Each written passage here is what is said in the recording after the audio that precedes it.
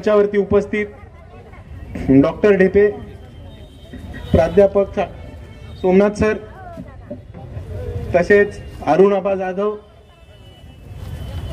अमोल दादा, मणिखांबे साहेब, महिला आघाडीचे अध्यक्ष, तसेच युवक आघाडीचे दीपक दादा आणि पंकज दादा, तसेच लोकसभा लढवलेले आपले उमेदवार आतिश दादा, विधानसभा लढवलेले आपले अक्कलकोटचे उमेदवार इंगोले साहेब, तसेच विक्रांत दादा, आणि मंचावरती उपस्थित तमाम कार्यकर्ते, मान्यवर, वंचित बहुजन आघाडीचे, भारतीय बौद्ध महासभेचे पदाधिकारी व इथे उपस्थित असलेल्या तमाम या चळवळीतल्या तमाम साथीदारांना माझा क्रांतिकारी मानाचा जय भीम. मित्रांनो, आपण 2019 आणि त्याच्यानंतर 2024 पासून एक गोष्ट ऐकत आलोय की संविधान धोक्यात आहे, आपल्याला संविधान वाचवलं पाहिजे. ऐकतोय की नाही ऐकतोय? त्याच्या पुढे आपण पुढे जाऊन लोकांकडनं हे ऐकतोय की लोकशाही वाचवली पाहिजे, लोकशाही धोक्यात आली आहे. हे ऐकतोय की ऐकतोय? पण ज्या ज्या लोकांनी आपल्याला हे येऊन सांगितलं की लोकशाही आणि संविधान वाचवलं पाहिजे, ती धोक्यात आली आहे, त्यांनी आपल्याला कधी हे समजायचा प्रयत्न केला की ही संविधान आणि लोकशाही धोक्यात कशी आली? काहीतरी असं घडलं असेल ज्याच्यामुळे बाबासाहेबांचा विरोध करणारा काँग्रेस पक्ष हा सगळीकडे संविधान दाखवत फिरवत आहे. आतमध्ये जनीव घालणारे राहुल गांधी सगळीकडे निळा टी शर्ट घालून फिरवणार आहेत. आणि अशा आपल्या सोलापूरच्या ताई ज्या म्हणत होत्या की वंचितनी मला काय फरक नाही पडत, असं नक्की काय घडलं की त्यांना आपला सोलापूरचा लोकसभेचा उमेदवार चोरायला लागला? हे आपण सर्वांनी जरा समजून घेतलं पाहिजे आणि तुम्हाला कळेल याचा अर्थ काय. मित्रांनो, सगळ्यात पहिले याची सुरुवात झाली होती 2019 मध्ये, जेव्हा आपण वंचित बहुजन आघाडीने पहिले इलेक्शन लढवलेली आणि शिंदे काकांसह सगळ्या ज्येष्ठ नेत्यांना घरी बसवलं होतं. त्याच्यानंतर यांना कळलं की इकडे एक आंबेडकरवाद्यांचा उठाव झाला, इकडचे तमाम वंचित बहुजन, आदिवासी, मुसलमान, आंबेडकरवादी, दलित सगळे पेटून उठले, तर वंचितांच्या हातात सत्ता येईल. हे भाजपला पुढे जाऊन हरवतीलच, पण पहिले हे राष्ट्रवादी आणि काँग्रेसला महाराष्ट्रात संपून टाकतील. आणि म्हणून यांनी ठरवलं की यांचा जो अजेंडा आहे, यांचं जे म्हणणं आहे ते आपण चोरू.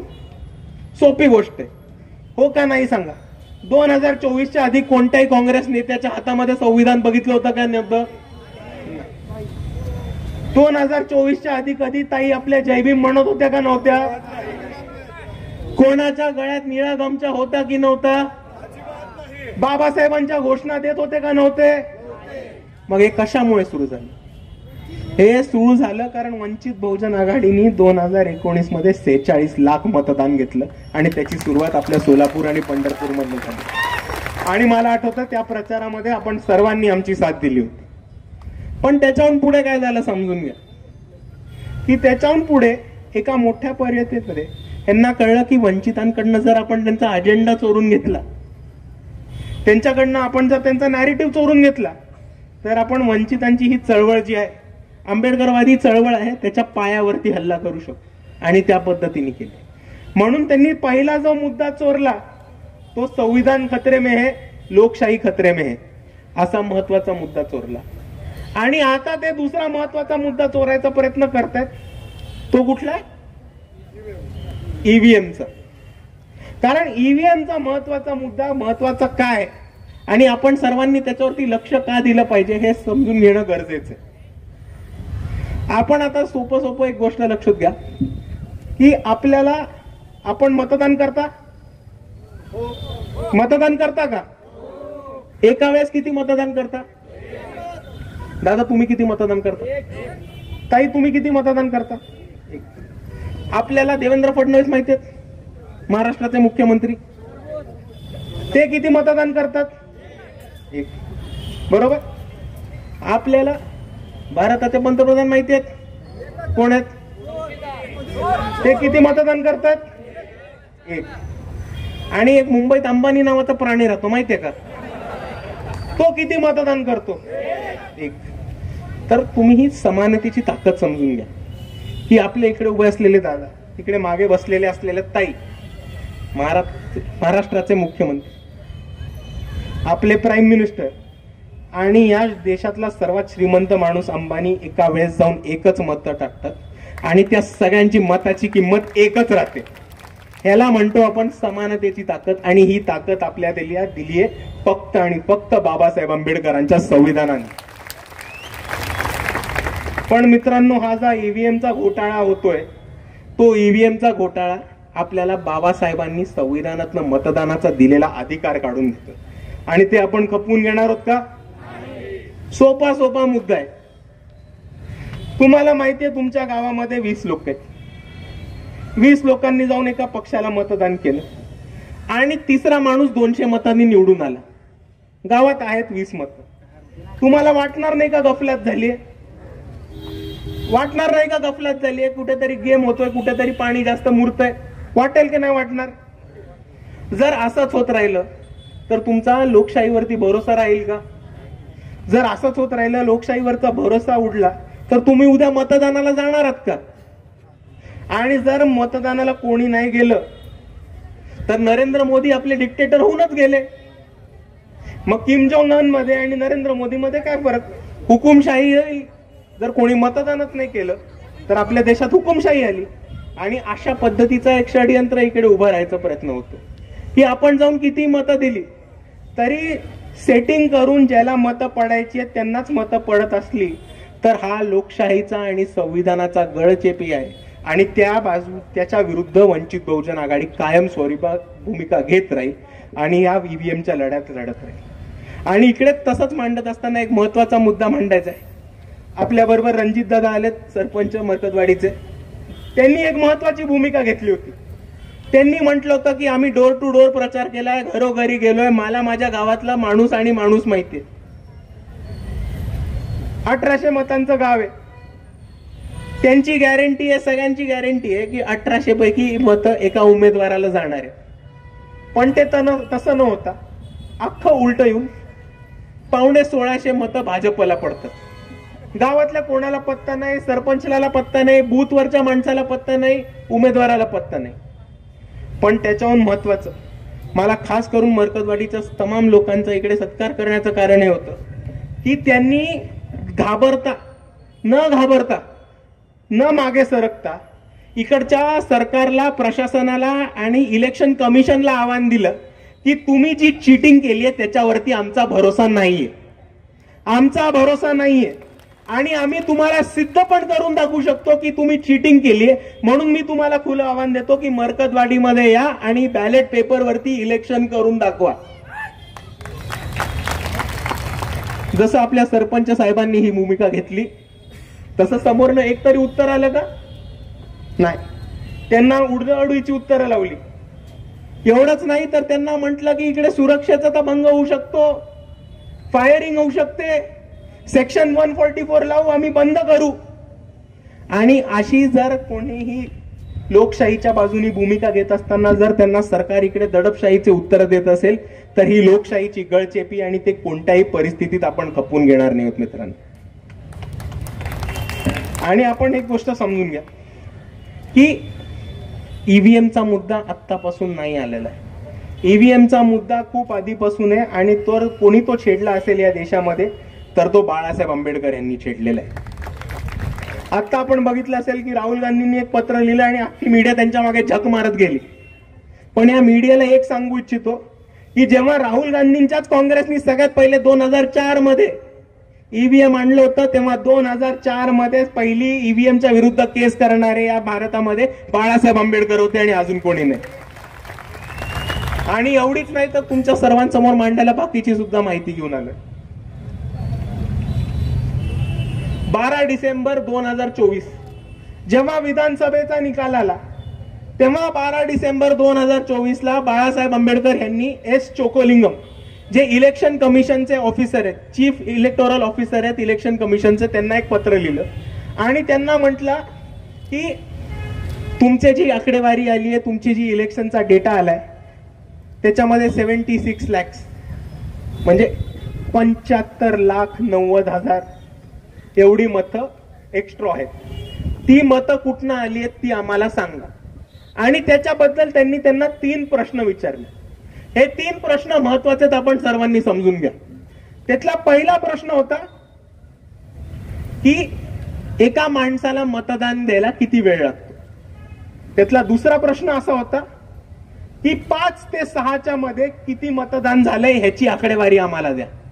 आणि त्याचा तिसरा प्रश्न होता, आपण सगळे वोटिंग करता, 6 नंतर जर कोण बूथ मध्ये गेलं तर त्याला बूथच्या आतमध्ये घेऊन त्याला टोकन द्यायला लागतं. तर इलेक्शन जे आरओ आहेत, रिटर्निंग ऑफिसर आहेत, बूथ प्रमुख आहेत, त्या बूथ प्रमुखांनी 6 वाजल्यानंतर आतमध्ये घेतलेल्या किती लोकांना टोकन दिले ह्याची आकडे असतील. कारण टोकन वाटली तुम्हीच, मतदान घेतलं तुम्ही, आकडेवारी असणार तुमच्याकडे. तर हे 3 प्रश्नांची उत्तर द्या. मी परत 3 प्रश्न मांडतो. एका माणसाला मतदान करायला किती वेळ लागतो, 5 ते 6 मध्ये किती मतदान झालं, आणि 6 वाजल्यानंतर मतदान होण्यासाठी किती टोकन दिले. जर ह्या 3 गोष्टींचा त्यांनी आपल्याला आकडेवारी दिली असती तर आपण अंदाज बांधून, ऍव्हरेज काढून एक अंदाज बांधू शकलो असतो की ह्या 2 तासामध्ये जो गेम झालाय तो 75 लाखाच्या जवळपास आहे की नाही. पण इलेक्शन कमिशननी त्याच्यावरती उत्तर दिलं की आमच्याकडे असा कोणताही प्रकारचा माहितीच नाहीये, आमच्याकडे या प्रकारचा कोणताही डेटा नाहीये. आता तुम्ही समजून घ्या, इलेक्शन होते, मत होतं, मत मोजण्याला आपण काय म्हणतो, मतमोजणी. आता मतमोजणी केलेल्याच्या मोजणीचेच तुमच्याकडे आकडे नसतील तर इलेक्शन कमिशन साला बसवलंय कशासाठी, हाच प्रश्न पहिला येतो. तुम्ही गंमत समजून घ्या, आपण या प्रक्रियेला मतमोजणी म्हणतो, पण काय मोजलंय ह्याच्याकडे जर तुमच्याकडे आकडा नसेल तर तुम्ही बसून काय मोजता हे तरी आम्हाला एकदा सांगून टाका. एवढंच नाही तर पुढे जाऊन बाळासाहेबांना जेव्हा हे उत्तर आलं की आमच्याकडे कोणतीही माहिती नाही, बाळासाहेब म्हटले की हा लढा आपण सर्वांना घेऊन चलू. आणि त्यांनी जानेवारीमध्ये 16 जानेवारीला बाळासाहेब आंबेडकर यांनी काँग्रेसचे राष्ट्रीय जे अध्यक्ष आहेत मल्लिकार्जुन खरगेजी यांना एक पत्र लिहिलं. बाळासाहेबांनी ह्या पत्रामध्ये त्यांनी चोकोलिंगमला लिहिलेल्या पत्राचा उल्लेख केला. त्यांनी म्हटलं की आम्ही ह्या 3 प्रश्न विचारलेले त्याच्यावरती काहीही माहिती आली नव्हती. त्याच्यावरनं हे साफ साफ कळून येतंय की इलेक्शन कमिशननी मोठा धोका केलेला आहे. सर्व इतर पक्षांनी एकत्र येऊन याच्यावरती आंदोलन करायची गरज आहे. बाळासाहेबांनी खरगे साहेबांना पत्र लिहिलं, त्यांना ट्विट सुद्धा केलं, पण खरगे साहेबांकडनं कोणतीही प्रतिक्रिया आली नाही. त्याच्या पुढे जाऊन 20 फेब्रुवारीला आपल्या वंचित बहुजन आघाडीचे जे मुंबईचे अध्यक्ष आहेत चेतन चंद्रकांत अहिरे दादा, चेतन दादा अहिरेंनी एक व्रिट पेटिशन दाखल केली आणि त्या व्रिट पेटिशनच्या जोरावरती मुंबईच्या कोर्टाने इलेक्शन कमिशनला नोटीस सुद्धा दाखवली. ती केस बाळासाहेब लढतायत. पण अजूनही माझा इकडच्या मीडियावरती आक्षेप आहे की कुठेही चेतन दादांचं नाव किंवा बाळासाहेबांचं नाव त्या नोटीसच्या संदर्भात छापताना आपण कव्हरेज दिलं नाही. पण त्याच्या पुढे जाऊन बघू, आपण त्याच्या पुढे जाऊन बघा की 7 जूनला राहुल गांधीजींनी एक पत्र लिहिलं इंडियन एक्सप्रेस मध्ये आणि त्यांनी असं म्हटलं की इलेक्शन मध्ये चीटिंग झालेली आहे आणि महाराष्ट्राच्या इलेक्शन मध्ये गफल. आता तुम्ही गंमत बघा, ह्याच्या आधी बाळासाहेबांनी 2 केसेस लिहिलेत. चोकोलिंगमांना पत्र लिहिले आणि राहुल गांधी ज्यांना राष्ट्रीय अध्यक्ष मानतात अशा खरगे साहेबांना पत्र लिहिले. ह्याच्या कोणत्याही पत्राचं उत्तर नाही. काँग्रेसनी कोणत्याही भूमिकेवरती आपल्या भूमिका मांडली नाहीये किंवा आपल्या कोणत्याही ईव्हीएमच्या विरुद्ध लढ्यामध्ये आपल्याला साथ द्यायची इच्छा दाखवलेली नाही. पण राहुल गांधी 7 जूनला पत्र लिहितात आणि म्हणतात की इलेक्शन मध्ये चीटिंग झाली आणि लगेच 2 आठवड्यानंतर 21 जूनला एका अर्थाने इलेक्शन कमिशन म्हणते की 45 दिवसाच्या आतमध्ये इलेक्शनचा डेटा डिस्ट्रॉय करा, कोणताही एव्हिडन्स ठेवू नका. म्हणजे तुम्ही समजा कुठल्या लेवलचा गेम चालू आहे, कुठल्या लेवलची चीटिंग चालू आहे. आपण इलेक्शन कमिशन वरती आक्षेप घेतोय की तुम्ही इलेक्शन मध्ये चीटिंग केली, आम्हाला पुरावे दाखवा, आम्हाला एव्हिडन्स द्या. आणि दुसऱ्या बाजूला इलेक्शन कमिशन त्यांच्या कर्मचाऱ्यांना म्हणतेय की तुमच्याकडे जो एव्हिडन्स आहे, तुमच्याकडे जे पुरावे आहेत ते नष्ट करून टाका. म्हणजे सर्रास एका बाजूला इलेक्शन कमिशन म्हणते की हो आम्ही चीटिंग केली, आणि दुसऱ्या बाजूला इलेक्शन कमिशन हे पण म्हणतंय की आम्ही चीटिंग केलेल्याचे आम्ही पुरावे नष्ट करणार. आणि परत एकदा मी मीडिया समोर आणि आपल्या सर्वांसमोर मांडतोय, आणि माझी मीडियाला ही विनंती राहील, माझी मीडियाला ही रिक्वेस्ट राहील की वंचित बहुजन आघाडीचे कार्यकर्ते, वंचित बहुजन आघाडीचे नेते कोर्टापासून ते रस्त्यापर्यंत या आंदोलनामध्ये उभे आहेत, आणि आपण सर्वांनी त्यांना कव्हरेज द्यावं, योग्य कव्हरेज द्यावं, आणि वंचितांना जे ब्लॅकआउट इलेक्शनच्या मध्ये करतात ते आता करू नये. और मैं मीडिया से यही विनंती करना चाहता हूं कि आप एक बार सिर्फ क्रोनोलॉजी समझ लीजिए, कि आप क्रोनोलॉजी समझ लीजिए. 2004 में बाला साहब अम्बेडकर ने सबसे पहली केस डाली. 12 दिसंबर को बाला साहब अम्बेडकर ने एस चोकोलिंगम को, इलेक्शन कमीशन के चीफ ऑफिसर है, उनको लेटर लिखा और बोला इलेक्शन में 76 लाख वोटिंग ज्यादा हुआ है. फिर उसके बाद जनवरी में बाला साहब अम्बेडकर ने खड़गे साहब को एक लेटर लिखा और बोला कि हमको हमारे ईवीएम के लड़ाई में ज्वाइन करो, कांग्रेस और वंचित बहुजन आघाड़ी एक साथ आके ईवीएम के खिलाफ एक आंदोलन होना चाहिए. खड़गे जी ने कोई जवाब नहीं दिया. उसके बाद वंचित बहुजन आघाड़ी के मुंबई के अध्यक्ष चेतन दाहिरे ने रिट पिटीशन दाखिल की, और उस रिट पिटीशन के वजह से इलेक्शन कमीशन को मुंबई कोर्ट ने नोटिस दिया. उसके वकील है बाला साहब अम्बेडकर. उस सब के बाद राहुल गांधी एक लेटर लिखते हैं, और राहुल गांधी के एक लेटर के बाद यह डिक्लेयर होता है कि इलेक्शन कमीशन सारे एविडेंसेस डिस्ट्रॉय करेगा. तो क्या मैं इससे ये मतलब निकालूं कि इलेक्शन कमीशन और राहुल गांधी एक साथ मिले हुए हैं और वो दोनों एविडेंस डिस्ट्रॉय करने में लगे हुए हैं? ये मेरा जनता से सीधा सीधा सवाल है. कारण तुम्ही मुद्दा बघून घ्या. राहुल गांधी ज्यांना प्रदेश अध्यक्ष आणि राष्ट्रीय अध्यक्ष म्हणतात खरगे साहेब, अशा खरगे साहेबांना बाळासाहेबांनी पत्र लिहिलं होतं आणि म्हटलं होतं की तुम्ही या लढाईमध्ये सामील व्हा. पण आता आपल्याला सर्वांना खरगे साहेबांची सच्चाई माहितीच आहे की आम्ही दलित विरोधी नाही एवढं दाखवण्यासाठी एक मुखवटा खरगे साहेबांनी बसवलाय. पण खरी जनिवधारी पक्ष असा आहे की त्यांनी खरगे साहेबांकडनं सगळे अधिकार काढून राहुल गांधींचं आपल्याला लिडरशिप कशी प्रस्थापित करता येईल याच्यासाठी ते उभं केलेलं जुमला आहे. आणि म्हणून मी आपल्या सर्वांना म्हणतो की ह्या जुमल्यामध्ये फसू नका. ईव्हीएमच्या विरुद्ध एकच पक्ष आहे जो रस्त्यावरती आणि कोर्टामध्ये लढतोय, तो म्हणजे वंचित बहुजन आघाडी. आणि त्याचबरोबर माझी राहुल गांधींना एक विनंती असेल की जर तुम्ही खरंच मल्लिकार्जुन खरगेंचं अध्यक्षपद मानत असाल, एक दलित नेतृत्व मानत असाल, आणि खरंच ईव्हीएमच्या लढ्यामध्ये सामील होणार असाल, तर या वंचित बहुजन आघाडीच्या कोर्ट केसला तुम्ही सपोर्ट करा. काँग्रेसकडे वकिलांची फौज आहे, लीगल टीमची फौज आहे, पैशाची काही कमी नाहीये. जे वंचितचे कार्यकर्ते काम करतायत, कोर्ट कचेरीमध्ये जात आहेत, डेटा प्रोव्हाइड करतायत.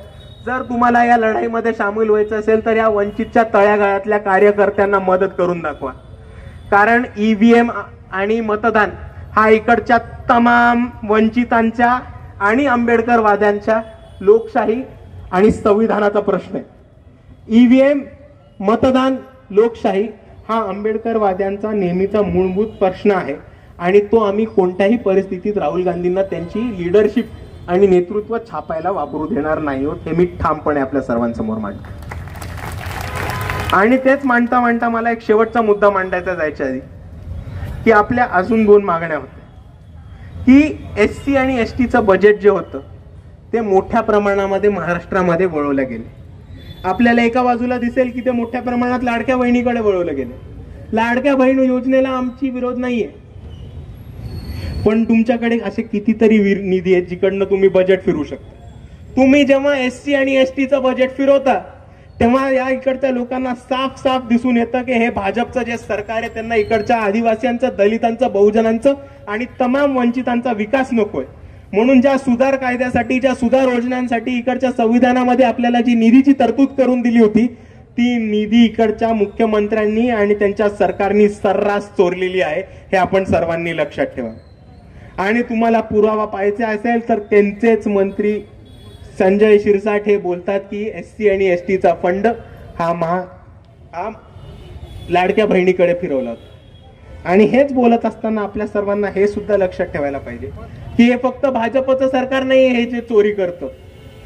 कर्नाटकामध्ये काँग्रेसचं सरकार आहे, या कर्नाटकाच्या काँग्रेसच्या सरकारने 17 कोटी, कोणी बघितलेत 17 कोटी आपल्यापैकी? फक्त शिंदे काकांनी लपवले असतील या सोलापूरमध्ये, अजून कोणाला माहित नाही 17 कोटी किती आहेत. 17 कोटी 60,000, 17 कोटी 60,000 इतका अमाऊंट हा कर्नाटकाच्या सरकारने धर्माच्या निधीसाठी आणि रिलिजियस ऍक्टिव्हिटीजच्या नावाखाली फिरवलेला आहे. तर तुम्ही एक समजून घ्या की जर इकडे भाजप नागनाथ आहे तर तिकडे काँग्रेस सापनाथ आहे, आणि तुम्हाला हा हातावर चावणार तर तुम्हाला तो पायावर चावणार. साप दोन्ही पक्ष आहेत. आपल्याला गळ्यात आपल्या कोणताही साप नकोय. आपल्याला फक्त वंचितांची सत्ता हवी आणि आपल्याला आपले न्याय, हक्क आणि अधिकार हवेत.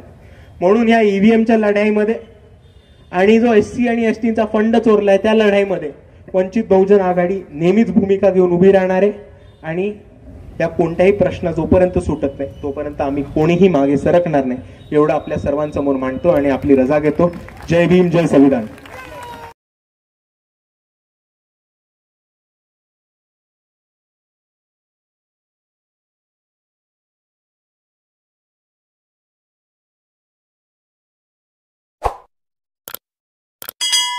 टापटीप आणि स्वच्छ राहणं कोणाला नाही आवडत. त्यासाठी हवे स्वच्छ आणि उठावदार कपडे.